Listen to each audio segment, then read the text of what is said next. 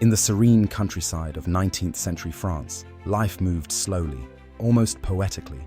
Picture a quaint little village where the cobblestone streets echoed the clatter of horse-drawn carriages, where the scent of baked bread mingled with the morning mist. Amidst this tranquil setting lived a woman with a heart that yearned for more, a woman named Madame Bovary. Welcome to the story of Madame Bovary, the tragic pursuit of an impossible dream. Stay with us, because this tale will leave you both captivated and heartbroken. Let's begin at the start of her journey. Madame Bovary, a young and impressionable woman, was raised with an optimistic view of romance and life. She would lose herself in the pages of lavish romance novels, spinning fantasies of passion, wealth, and high society. These stories planted the seeds of lofty, unattainable dreams. Dreams that bore little resemblance to the simple life she would ultimately inherit when she married Charles Bovary, a kind-hearted provincial doctor. At first, Emma may have believed she had found her happy ending. Charles adored Emma, showering her with kindness and unyielding devotion. However, for Emma, his love began to feel stifling. The simplicity of country life weighed on her, and the quiet, predictable days eroded her optimism. She gazed longingly out her window, dreaming of a world far beyond the familiarity of her small village.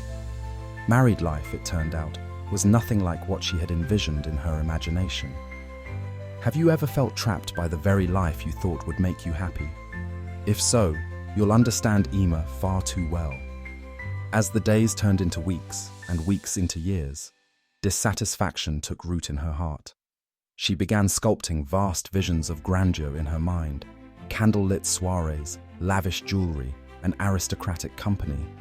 But no matter how vivid her fantasies, reality crept back in with its humdrum inevitability. Charles toiled as a doctor, modestly earning just enough to get by.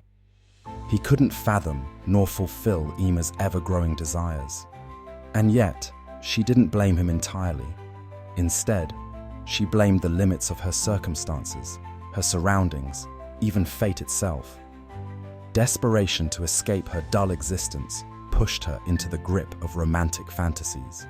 And so begins the second chapter of her story, the dangerous pursuit.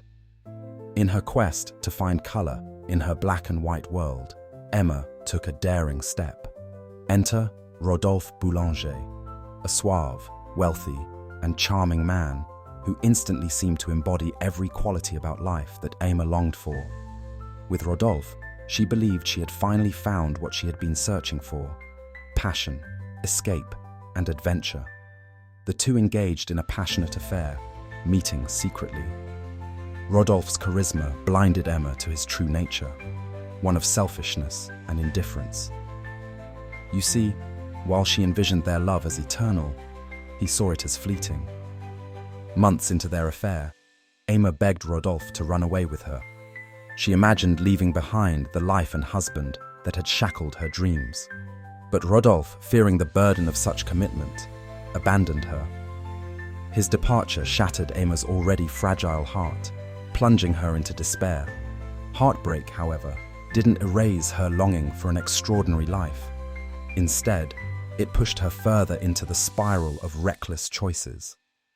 Eventually, Emma crossed paths with Léon Dupuis, a young law clerk who shared her nostalgic yearning for a more meaningful existence. Their flirtations quickly grew into another passionate affair. But this time, Emma sought more than just love.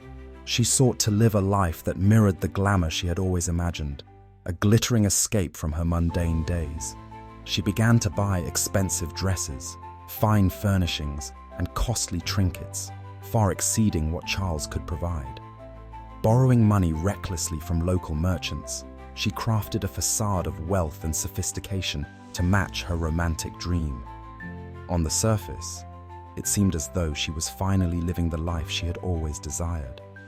But beneath, her web of lies and debts was beginning to suffocate her. Every deception, every extravagant splurge brought her closer to ruin. Her pursuit of the unattainable gradually overtook her ability to live an honest life. And then, of course, as all illusions do, hers began to crumble. How far can someone go in pretending before it all catches up? Let's move into the closing and most heartbreaking chapter of Madame Bovary's tale, her downfall. By this point, creditors were demanding the repayment of her vast debts. Letters arrived, one after another, each more threatening than the last. Her desperate attempts to secure money to repay them fell through. Even Léon, her young lover, began to drift away when the weight of her troubles became too much. Emma found herself utterly alone, her illusions shattered, her dreams in tatters. Consumed by hopelessness, Emma turned to a jar of arsenic from the apothecary. In her final moments, she seemed resigned, as though she had recognized the consequences of living a life so detached from reality. Her death was agonizing, a slow and torturous decline in front of her distraught and clueless husband, Charles, who had remained devoted to her until the very end. When the dust settled, it was Charles who was left to pick up the pieces. He discovered the extent of her betrayals and debts only after her passing. Devastated by her loss and the truth, he too succumbed to a broken heart. The once dream-filled Bovary household became a symbol of destruction, of lives ruined by illusions, of the high cost of chasing fantasies at the expense of reality.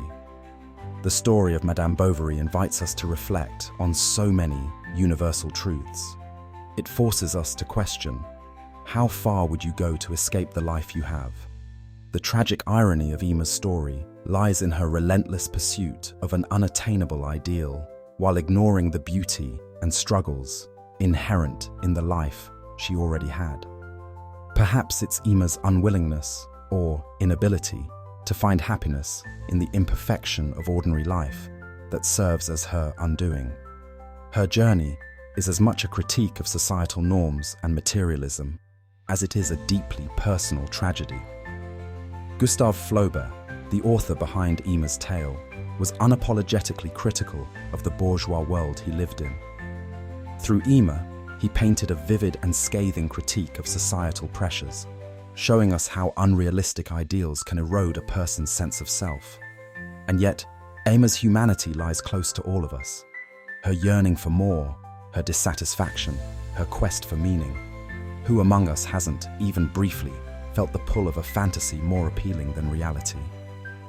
As the story of Madame Bovary draws to its close, we are left with the haunting memory of Emma's dreams and actions.